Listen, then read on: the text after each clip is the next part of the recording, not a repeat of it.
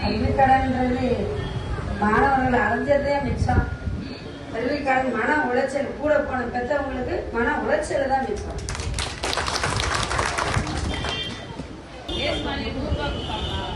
இல்லை, சென்ட்ரல் கவர்மெண்ட்ல இருந்து வரணும்ல சொல்றாங்க. இவங்க கேஸ் மானியம் பண்ணோம்னா நம்ம கேஸ் ஆயிடுவோம்.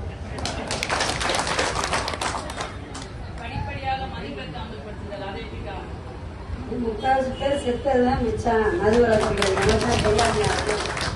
மதுவிலக்குன்றது முக்கால்வாசி செத்து ஒரு ஊர்ல 150 பேருக்கு மேல செத்தாங்க. பதைக்கிறது கூட இடம் இல்லை. அறையில கொண்டு போய் பதைச்சாங்க, எரிச்சாங்க. அறையில கொண்டு போய்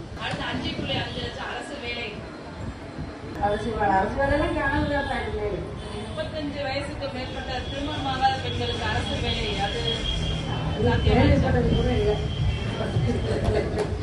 கேள்விப்பட்டது கூட இல்லை. 10ல் 1 கூட கிடையாது. 0 தான் போட முடியும். என்ன பொறுத்தளவுக்கு 0 தான் போட முடியும். மாணவர்களின் கல்வி கடன் ரத்து செஞ்சிருக்காங்களா?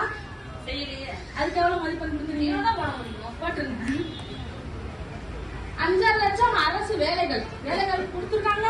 வேலை வாய்ப்பு கொடுக்குறேன்னு சொல்றாங்க, ஆனா கொடுக்கல. அப்ப எவ்வளவு மதிப்பெண்? அதுக்கு 0 தான் போட முடியும்.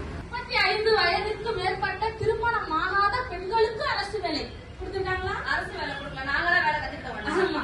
அதுக்கும் 0 தான் 0 தான் கொடுத்துறீங்களா? பாவம், ஒன்னாச்சும் கொடுங்களேன். இல்லடா, கொடுக்க முடியும், இல்லாத கொடுக்க முடியாதுல்ல. ரூபாய் 100 கேஸ் மானியம். கேஸ் மானியம் இருக்காது. மானியம் சொல்றாங்க, ஆனா அக்கௌண்ட்ல பார்த்தா 0 தான் வருது. அப்ப அந்த 0 நான் போட முடியும். மகாத்மா காந்தி தேசிய ஊரக வேலை உறுதி திட்டம் 100 நாட்களிலிருந்து 150 நாட்கள். முதல் 100 நாளே கொடுக்கணும்ல, அப்புறமா 150 போறேன். அதுக்கும் 0 தான். 0 தான்.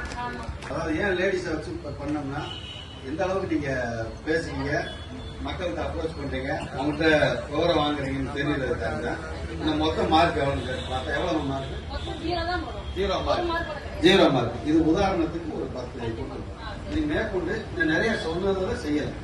மக்கள் எவ்வளவு மதிப்பெண் கொடுத்துருக்காங்க, இந்த ஊட்டுக்களும் திருட்டுக்களும் எவ்வளவு மோசமா இருக்கு, எல்லாமே மக்கள்கிட்ட கொண்டு போய் சேர்க்கணும்.